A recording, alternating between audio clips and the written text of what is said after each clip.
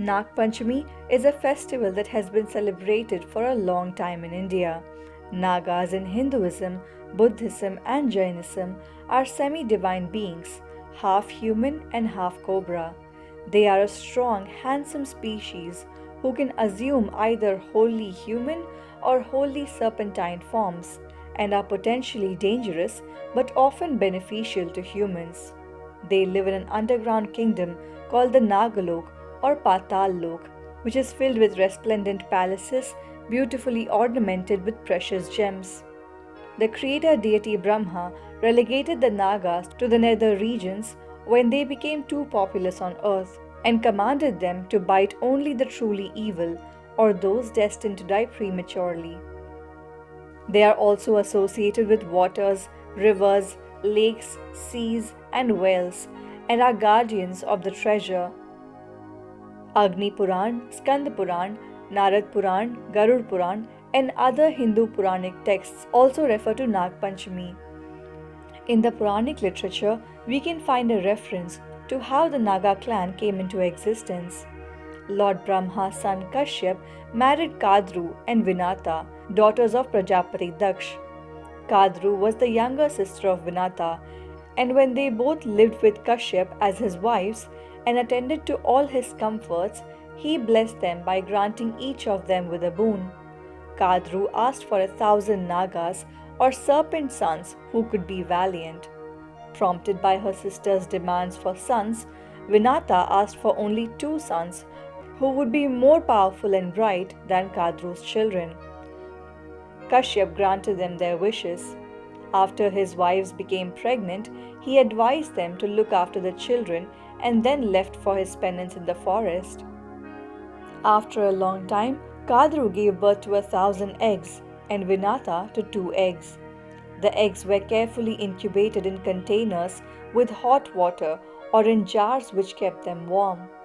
After a lapse of 500 years, the eggs laid by Kadru hatched and her sons came to life. Of these 1,000 Naga sons, the most prominent ones were Shesha, Vasuki, and Takshak. All the serpents born in this world are the descendants of these 1,000 sons. Vinata became jealous as her eggs had not hatched. In a moment of haste, she broke open one of the eggs, revealing a half-formed son.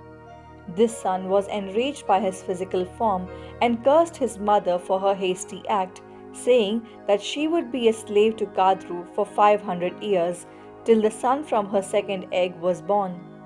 This half-formed son became a charioteer for the sun god called Surya and is often referred as Aruna, who is the creator of the red sky at dawn. Eventually, after 500 years, Vinata's second son Garuda was born in a form of a huge bird with immense power. As soon as he was born, he flew away with grace, seeking godhood. According to Hindu and Buddhist stories, the 1,000 Naga children were always unkind to Garuda, so Garuda spends all of the eternity killing the snake-like Nagas. Shesha, the eldest Naga, was disgusted by the cruel acts of his brothers and left his mother and kin and took on to austerities and severe penances. He lived on air and meditated in places including Gandhamandhana, Badrikashram, Gokarna, Pushkar, and the Himalayas. His penances were so severe that his flesh, skin, and muscles had dried up and merged with his frame. Brahma, convinced of Shesha's will, asked Shesha to request a boon. Shesha asked that he should be able to keep his mind under control so that he could continue to perform ascetic penances. Brahma gladly accepted the request. Brahma then asked a favor of Shesha to go beneath the precarious earth and stabilize it. Shesha agreed and went to the netherworld and stabilized Bhumi with his hood. He is believed to support her even today, thus making Patal his perennial residence. Shesha is usually depicted as floating in the ocean of the changing world, forming the bed of the primordial form of Lord Vishnu, whereas Vasuki, his younger brother, went on to serve Lord Shiva. He assisted the Devas in many divine tasks, one of the most important being the Samudra Manthan, where he served as the rope to tie around Mount Mandar and churn the milk ocean, also known as the Kshir Sagar. In the third Parva of Mahabharata, a student named Utanka informs Janamejaya, the ruler of Hastinapur, that it was a snake named Takshak who had killed his father. Janamejaya was a descendant of the Pandavas, Arjuna's great grandson and Abhimanyu's grandson. His father Parikshit was the ruler after the Pandavas left the kingdom. To avenge his father's death, Janamejaya demands a Sarpashastra Yajna, a massive snake sacrifice to kill all of the Nagas. In this yajna, mantras are chanted and all the snakes in the vicinity come and fall in the sacrificial fire and die. The priests were also happy because they had their own grouse against the Nagas. So they started the yajna and the serpents slowly began to come closer and fall into the fire. Thousands of the Nagas were pulled into the fire and killed. Then one of the Naga, called Astika, came by and told Janamejaya, "Stop this cruel yajna. Your father was being punished for his arrogance and imprudence. He threw a snake around a yogi, so his disciple cursed him. Your great-grandfather Arjuna burned the Khandav forest to build his city Indraprasth. He burnt every Naga in the place and shot down those who even tried to escape with his arrow.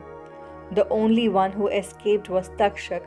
Takshak had been waiting for all these years to take revenge on the Kuru clan, and he fulfilled his revenge when he killed Parikshit. If you burn these Nagas, so many other Nagas will be orphaned, and they will take vows of revenge once again.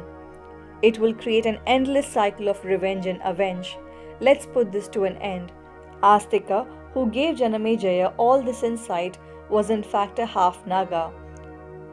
His father was a human and his mother was a Naga, so he wanted the benefit of both the races.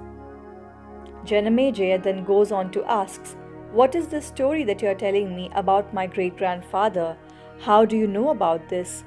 Astika suggests that they should call Vaishampayana, as he would be the best one to tell the king the true story. They then called the holy sage Vaishampayana, who was the disciple of Vyasa and the first one to hear the story of Mahabharata from sage Vyasa himself. Vaishampayana told the Mahabharata story to Janamejaya, and this is said to be the story that we hear today. They say the original written version of Mahabharata had disappeared because it was so fabulous that the gods loved it and stole it. This incident of the snake sacrifice is a critical event in the Mahabharata, for it is there that the flashback through which Janamajaya's ancestor stories, basically the stories of the great Mahabharata war, is narrated to everybody. According to the Bhagavad Puran, when Lord Krishna was a young boy, he was playing by the river Yamuna when his ball got stuck in the branches of a tree. While trying to retrieve it, Krishna fell into the river and was attacked by a Naga named Kaliya, a fearsome and venomous snake. After a fierce battle, Kaliya realized that Krishna was no ordinary child and begged for mercy.